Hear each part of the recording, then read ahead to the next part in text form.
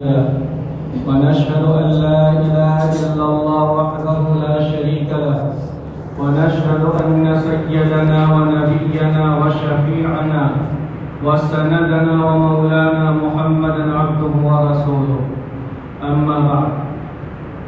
فأعوذ بالله من الشيطان الرجيم بسم الله الرحمن الرحيم يا أيها الذين آمنوا ادخلوا في السلم كافة ولا تتبعوا خطوات الشيطان وقال النبي صلى الله عليه وسلم إن أعظم النكاح بركة أيسره مؤونة. میرے محترم بزرگوں اور دوستوں، دین کی باتوں کو سننے کے لیے وقت نکالنا اور وقت فارغ کرنا، اپنی قیمتی اوقات میں سے کچھ وقت نکال لینا صرف اور صرف اللہ کی محبت کی بنیاد پر ہو سکتا ہے اور رسول کی محبت کی بنیاد پر ہو سکتا ہے. ایمان، عقیدہ، سنت اور شریعت سے محبت ہوگی تبھی انسان اللہ اور اس کے رسول کی باتوں کو سننے کے لیے دین کے حلقوں میں جڑ سکتا ہے. نہ اس کو اللہ سے محبت، نہ رسول سے محبت، اور نہ ایمان اور عقیدہ، سنت اور شریعت سے محبت، تو پھر دین کی قدر نہ ہوگی اور نہ دین کی باتوں کی انسان کو قدر ہو سکتی ہے. تو وقت کا فارغ کرنا اور دین کے حلقوں میں جڑنا اور علماء سے جڑنا، اللہ والوں کی باتیں سننا اور قرآن و حدیث کی باتوں کو سننا، یہ اللہ اور اس کے رسول کی محبت کی دلیل ہے. اور یہ اس بات کی دلیل ہے کہ آپ کے دلوں میں اللہ اور اس کے رسول کی محبت کے جذبات موجزن ہیں، پائے جاتے ہیں. اللہ تبارک و تعالی ہم سب کے بیٹھنے کو، سننے کو قبول فرمائے اور جو کچھ بھی کہا جائے ہم کو بھی اس پر عمل کرنے کی توفیق عطا فرمائے اور سب بھائیوں کو عمل کرنے کی اللہ توفیق عطا فرمائے. میں نے قرآن کریم کی آیت پڑھی ہے، یا ایھا الذین آمنوا ادخلوا فی السلم کافہ. اے ایمان والو، تم اسلام میں پورے داخل ہو جاؤ. اے ایمان والو، تم اسلام میں پورے داخل ہو جاؤ. اس آیت کریمہ میں اللہ ایمان والوں سے خطاب کر رہا ہے، ایمان والوں سے کہہ رہا ہے، ایمان والوں کو مخاطب اللہ بنا رہا ہے جو ایمان لا چکے اللہ کی ذات پر اور رسول کی رسالت کا اقرار کر چکے ہیں، جنت پر، جہنم پر، تمام غیبی امور پر ایمان لا چکے ہیں، اللہ کی کتابوں پر، رسولوں پر، فرشتوں پر ایمان لا چکے ہیں، یوم آخرت پر ایمان لا چکے ہیں، اچھی بری تقدیر پر ایمان لا چکے ہیں. ان لوگوں سے اللہ مخاطب ہوتا ہے اور کہتا ہے اے ایمان والو، اسلام میں پورے داخل ہو جاؤ.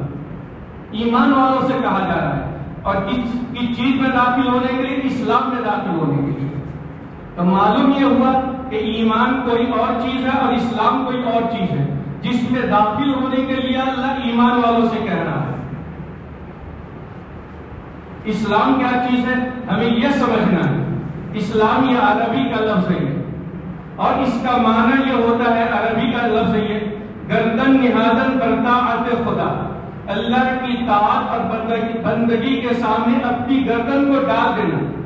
کسی بڑی شخصیت کے سامنے، عظیم شخصیت کے سامنے اپنی گردن کو جھکا دینا، اپنی گردن کو ڈال دینا، یہ ہے اسلام کا معنی. چاہے اس کا حکم سمجھ میں آئے یا نہ آئے، اس کا کوئی فرمان سمجھ میں نہیں آئے یا نہیں آئے، یہ ہے اسلام کا مفہوم اور یہ ہے اسلام کا معنی اور مطلب کہ بس اللہ کا حکم آ گیا، رب کا حکم آ گیا، میرے رب کا یہ فرمان ہے، میرا رب مجھ سے یہ تقاضا کر رہا ہے، میرا رب مجھ سے یہ مطالبہ کر رہا ہے. اب رب کا فرمان مجھے سمجھ میں آ رہا ہے یا نہیں آ رہا ہے، بس اسلام کا تقاضا یہ، ایک مسلمان ہونے کا تقاضا یہ ہے کہ ہم جو ہے نا رب کے حکموں کے سامنے اپنی گردن جھکا دیں اور سر تسلیم اس کے سامنے خم کر دیں، چاہے رب کا حکم ہمیں سمجھ میں آ رہا ہو یا نہ آ رہا. تو معلوم یہ ہوا صرف کلمہ پڑھ لینے سے بات نہیں بنے گی، اللہ کی وحدانیت پر ایمان لانے سے بات نہیں بن سکتی، رسول کی رسالت کی تصدیق کر لینے سے بات نہیں بن سکتی، جنت، جہنم اور تمام غیبی امور پر ایمان لانے سے بات نہیں بن سکتی جب تک کہ صفت اسلام ہمارے اندر نہ آ جائے، ہم پکے طور پر مسلمان نہ بن جائے، اس وقت تک کہ جو ہے نا صحیح معنی میں ہم مسلمان نہیں ہو سکتے۔ یہی لفظ اسلام اللہ تبارک و تعالیٰ نے سورہ صافات کے اندر حضرت ابراہیم علیہ السلام کے واقعے میں ذکر کیا ہے۔ آپ کو معلوم ہے کہ اللہ تبارک و تعالیٰ نے حضرت ابراہیم علیہ السلام کو بڑی عمر میں ایک اولاد عطا فرمائی تھی، اور بڑی امیدوں کے بعد، تمناؤں کے بعد اللہ نے ایک اولاد عطا فرمائی اور بڑی دعائیں کی تھی، اللہ کے سامنے گریہ وزاری کیا تھا، اور بہت دعائیں کر کر کے اللہ سے حضرت ابراہیم علیہ السلام نے اولاد مانگی تھی، اور بڑی عمر میں اللہ نے اولاد عطا فرمائی تھی۔ اب اندازہ لگا ہے کہ ابراہیم کو اپنی اولاد سے کتنی محبت ہوتی، لیکن جب بیٹا اس قابل ہو جاتا ہے کہ باپ کا سہارا بن سکے، باپ کی لاٹھی بن سکے، اور باپ کے کاموں میں معاون بن سکے، مددگار بن سکے، چلنے پھرنے کے لائق ہو جاتا ہے، تو اللہ تبارک و تعالیٰ کا حکم آ جاتا ہے کہ اپنے بیٹے کو میرے لیے قربان کر دو۔ یہ کوئی آسان کام نہیں تھا، اللہ کا حکم آ جاتا ہے، ایسے وقت میں اللہ کا حکم آ جاتا ہے۔ اب دل پر کیا گزرتا ہوگا؟ ہر شخص جو ہے نا اپنے آپ پر اندازہ کر سکتا ہے، اپنے آپ پر قیاس کر سکتا ہے، لیکن حضرت ابراہیم تو اللہ کے نبی تھے، اور اللہ کے خلیل تھے، اللہ کے دوست تھے۔ خواب میں دکھایا اللہ تبارک و تعالیٰ نے، انی ارا فی المنام انی اذبحک فانظر ماذا تری، خواب میں دکھایا کہ تم اپنے بیٹے کو میرے لیے قربان کر دو۔ حضرت ابراہیم علیہ السلام نے اپنے بیٹے سے مشورہ کیا کہ بیٹا اللہ کا یہ حکم ملا ہے کہ میں تمہیں اللہ کے نام پر قربان کروں، تمہاری کیا رائے ہے؟ ارا فی المنام انی اذبحک فانظر ماذا تری، اللہ کا حکم ہے، اللہ تعالیٰ نے مجھے حکم دیا خواب کے اندر، چونکہ نبی کا خواب بھی وہی کے درجے میں ہوتا ہے، لیکن بیٹا بھی بیٹا تھا، حضرت ابراہیم علیہ السلام کا بیٹا تھا، اور حضرت ابراہیم علیہ السلام نے جو بیٹے سے پوچھا تھا، اس لیے نہیں پوچھا تھا کہ حضرت ابراہیم علیہ السلام کا اللہ کے حکم کو پورا کرنے میں کوئی تردد تھا، تذبذب تھا، اور آگے پیچھے ہو رہے تھے، بس بلکہ اس لیے معلوم کرنا چاہتا تاکہ بیٹے کا بھی امتحان ہو جائے کہ بیٹا کیا جواب دیتا ہے۔ لیکن نبی کا بیٹا اور نبی ہونے والا بھی تھا، اور جس کے پشت سے نبی آخر الزمان صلی اللہ علیہ وسلم تشریف لانے والے تھے، اس نے جواب دیا کہ اللہ کا حکم ہے، ابا اللہ کا حکم ہے، پروردگار کا حکم ہے، اس کو آپ کر گزریے۔ یا ابتی افعل ما تؤمر ستجدنی انشاءاللہ من الصابرین۔ یہ نہیں پوچھا پلٹ کر کے بیٹے نہیں پوچھا کہ ابا میرا کیا قصور، میرا کیا گناہ، میں نے کیا خطا کی، کیا غلطی کی کہ مجھے زندگی سے محروم کیا جا رہا ہے، مجھے قتل کیا جا رہا ہے، بلکہ فوراً بلا تأمل جواب دیا، یا ابت افعل ما تؤمر ستجدنی انشاءاللہ من الصابرین۔ ابا اللہ کا حکم ہے، کر گزریے، اگر اللہ کی حکم کی تعمیل کرنے میں مجھے کچھ تکلیف پہنچے گی، ستجدنی انشاءاللہ من الصابرین، انشاءاللہ مجھے صبر کرنے والوں میں سے پائے گا۔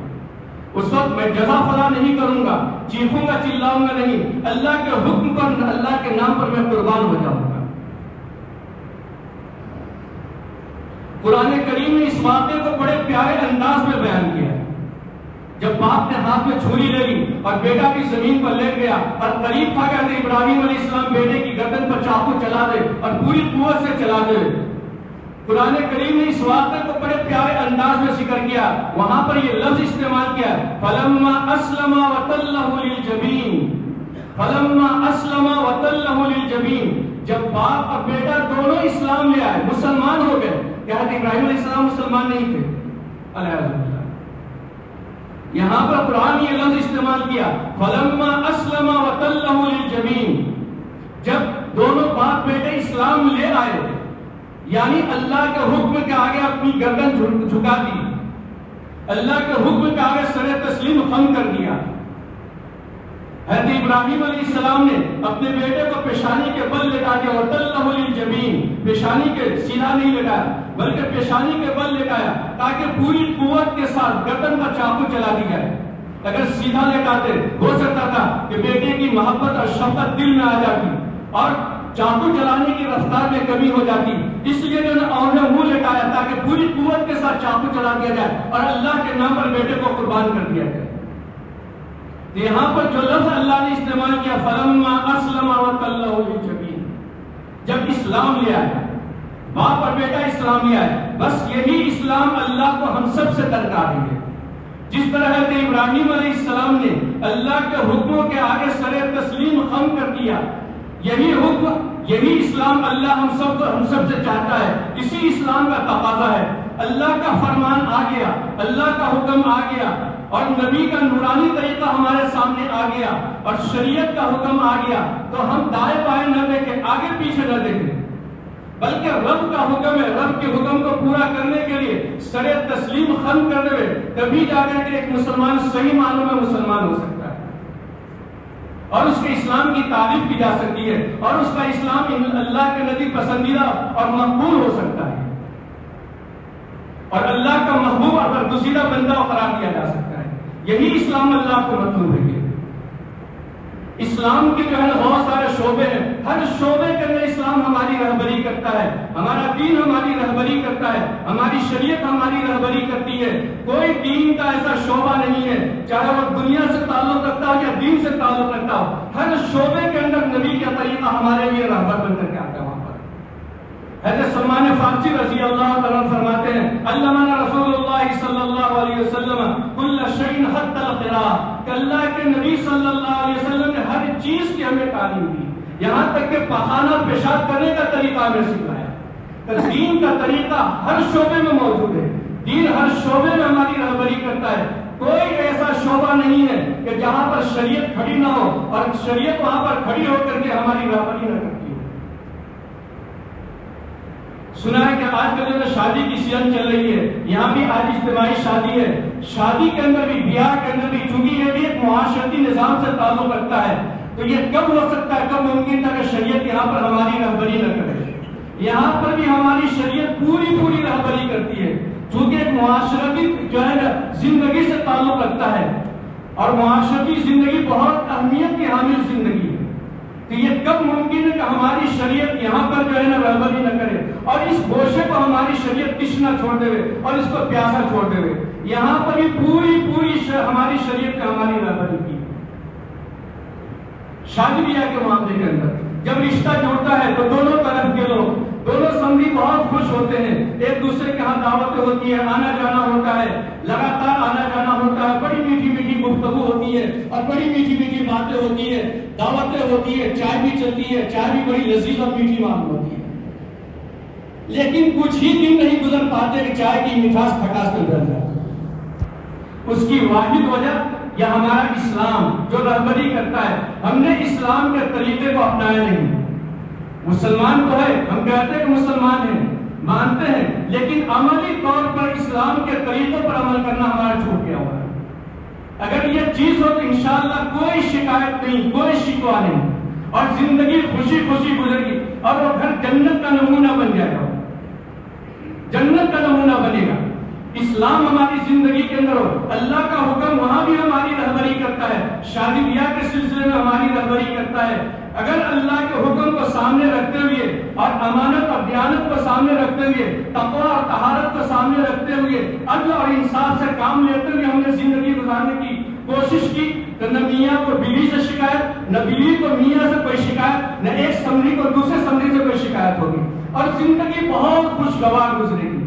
بس شرط یہ ہے کہ ہم اسلام کے اصولوں پر پورے اتر جائیں، جیسا کہ اللہ تبارک و تعالیٰ کہتا ہے یا ایھا الذین آمنوا ادخلوا فی السلم کافہ، اے ایمان والو تم اسلام میں پورے داخل ہو جاؤ۔ اگر پورے داخل ہو جائیں، اگر کہیں پر زندگی میں ایسے مواقع آ گئے کہ اب جو ہے نا اللہ کے حدود کو قائم نہیں رکھ سکتے، میاں بیوی کے اندر تفرقہ ہو چکا ہے، انتشار ہو چکا ہے، تو وہاں پر جو ہے نا علماء موجود ہیں، مفتیان کرام ہمارے موجود ہیں، اور اللہ کا کرم ہے کہ اس سماج کے اندر، سوسائٹی کے اندر علماء کی ایک کثیر تعداد اللہ نے پیدا کر دی۔ یہ علماء آپ کی رہبری کے لیے موجود ہے، ان سب شریعت کے اس شعبے میں ہماری رہبری کی ضرورت ہے، ہم رہبری حاصل کر کے چلیں، انشاءاللہ کوئی شکوہ کسی سے شکایت نہیں ہوگی۔ یہی وجہ ہے کہ شادی بیاہ کے اندر اور رشتوں کے اندر بہت دراڑیں پڑتی ہیں، ناسمجھی کی وجہ سے، اور ہماری نادانی کی وجہ سے، جہالت کی وجہ سے جو رشتوں میں جو ہے نا کھٹاس پڑتی ہے، اس لیے خطبہ نکاح کے اندر تقویٰ سے متعلق جو آیات ہیں وہ آیتیں جو ہے نا پڑھی جاتی ہیں۔ سب سے پہلی جو ہے نا سورہ، جس سورہ کی سورہ نساء کی جو آیت پڑھی جاتی ہے، یا ایھا الناس اتقوا ربکم الذی، یا ایھا الناس اعبدوا ربکم، یا ایھا الناس اتقوا ربکم الذی خلقکم من نفس واحدہ، اے لوگوں اس رب سے ڈرو جس نے تم کو نفس واحد سے پیدا کیا، ایک جان سے پیدا کیا ہے۔ تو اس آیت جو خطبہ شروع ہوتا ہے یہ اللہ کے تقوی کے ذریعے، اگر اللہ کا تقوی دل میں آ گیا، اللہ کا خوف، آخرت کی فکر اور آخرت کے سامنے مرنے کے، اللہ کے سامنے مرنے کے بعد کھڑا ہونے کا احساس، یہ ساری چیزیں آ گئی، انشاءاللہ زندگی جو ہے نا جنت کا نمونہ بن جائے گی، ہر جنت کا نمونہ بن جائے گا۔ اللہ پاک فرماتا ہے اس رب سے ڈرو جس نے تم کو نفس واحد سے پیدا کیا، وَبَثَّ مِنْهُمَا رِجَالًا كَثِيرًا، اور اس سے اللہ تبارک و تعالیٰ نے بے شمار جو ہے نا مرد و عورت کو پیدا فرمایا، بے شمار مرد و عورت کو پیدا فرمایا۔ اللہ تعالیٰ نے انسانیت کی پوری بستی آباد کر دی، اللہ تبارک و تعالیٰ نے مرد و زن کی پوری آبادی اللہ نے بسا دی۔ اور پھر اللہ تبارک و تعالیٰ فرماتا ہے وَاتَّقُوا اللَّهَ الَّذِي تَسَاءَلُونَ بِهِ وَالْأَرْحَامَ، اور اس اللہ سے ڈرو جس کے نام پر تم ایک دوسرے سے سوال کرتے ہو، ایک دوسرے سے مانگتے ہو، یہ دے دو وہ دے دو۔ ہم نے جو یہ رشتہ مانگا ہے اللہ کے نام پر مانگا ہے، پھر اللہ کہتا ہے اگر اللہ کے نام پر یہ رشتہ مل گیا، یہ رشتہ مل گیا تو والارحام، ابھی رشتوں کا پاس و لحاظ رکھنا ہے، اس رشتے کی قدر کرنی ہے، اس کی عظمت اور اہمیت کو سمجھنا ہے، اس کی قدر دانی کرنی ہے۔ اگر ایسا نہ ہو کہ رشتوں کو ہم توڑنے لگے اپنی نادانی اور جہالت کی وجہ سے، تو سب سے سخت مذمت کی گئی کتاب و سنت۔ اگر ہم نے اپنی نادانی کی وجہ سے ہم نے جو ہے رشتوں کی قدر نہیں کی، اس کی تقدس اور اس کی عظمت کا لحاظ نہیں رکھا، اللہ کہتا ہے والارحام، رشتہ داری کا لحاظ رکھو، لحاظ، رشتہ مل گیا تو اس کا لحاظ رکھنا ہے، اس کی قدر کرنی ہے، اس کے تقدس کو سمجھنا ہے، اس کی اہمیت کو سمجھنا ہے، اس کی عظمت کو سمجھنا ہے، اور عظمت کو سامنے رکھتے ہوئے رشتوں کو نبھانا ہے۔ اور جو رشتوں کو نبھاتے نہیں ہیں، قرآن کریم کے اندر جہنم کی وعید سنائی گئی ہے، والذین ينقضون عہد اللہ من بعد میثاقہ، جو لوگ اللہ کے عہد و پیمان کو توڑ دیتے ہیں، اللہ سے عہد کرنے کے بعد، اللہ سے عہد بھی کر لیا ہے اور اللہ سے عہد کرنے کے بعد توڑ دیتے ہیں، جیسا کہ اللہ سے عہد کیا کہ اللہ تیری ذات پر ایمان لائیں گے، تیری صفات پر ایمان لائیں گے، اور اللہ سے عہد ہے کہ رسولوں پر ایمان، جنت پر، جہنم پر، یوم آخرت پر اور اچھی بری تقدیر پر، یہ اللہ کا عہد ہے، ہم نے اللہ کے ساتھ عہد کیا ہے۔ تو جو لوگ اللہ کے عہد کو توڑ دیتے ہیں وَيَقْطَعُونَ مَا أَمَرَ اللَّهُ بِهِ أَن يُوصَلَ، اور اسی طرح جن رشتوں کو جوڑنے کا اللہ نے حکم دیا ہے ان رشتوں کو توڑ دیتے ہیں،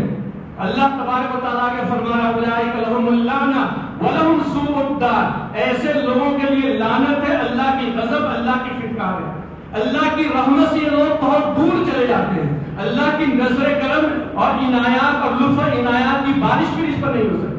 اللہ کی جو نظر کرم ایک ایمان والوں پر ہوتی ہے، اللہ کی لطف عنایت کی جو بارش ہوتی ہے، اللہ کی لطف عنایت سے یہ شخص دور چلا جاتا ہے۔ وَلَهُمْ سُوءُ الدَّارِ، اور قرآن جو ہے جہنم کی دھمکی دے رہا ہے، جو رشتوں کا پاس و لحاظ نہیں کرتے اور رشتوں کی اہمیت کو نہیں سمجھتے ہیں اور معمولی سی بات کے لیے رشتوں کو توڑ ڈالتے ہیں، اللہ کہتا ہے وَلَهُمْ سُوءُ الدَّارِ، اور ان کے لیے برا گھر ہے، برا گھر وہی جہنم ہے۔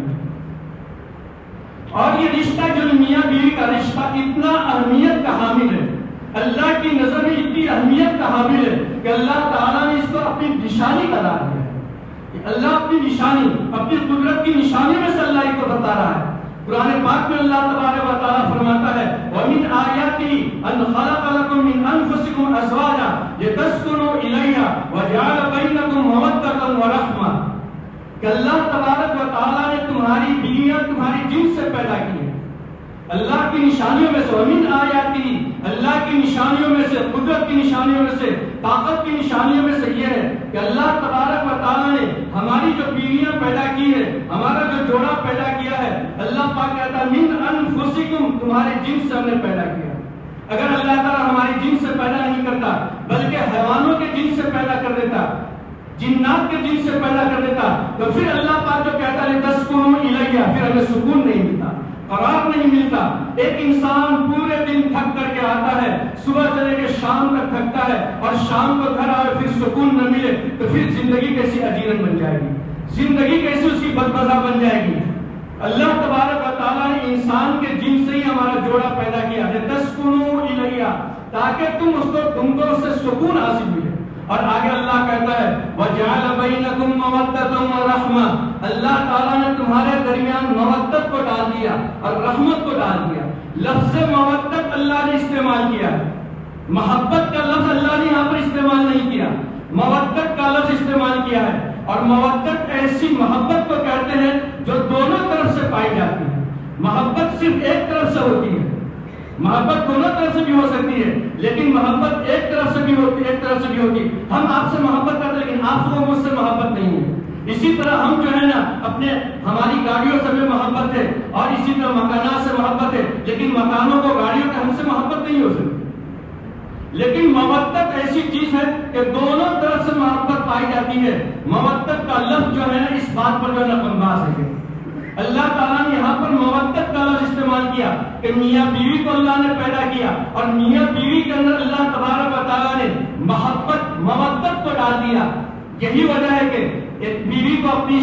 شوہر سے اور شوہر کو اپنی بیوی سے حد درجہ محبت ہوتی ہے. لاکھ اختلافات ہوئے, جھگڑے ہوئے اور زندگی اجیرن بن جائے, لیکن مودت کا تقاضا یہ ہے ایک دوسرے کی رحمت اس کے دلوں کے اندر پائی جاتی ہے. اور آگے اللہ تبارک و تعالیٰ رحمت کا لفظ بھی استعمال فرماتا ہے,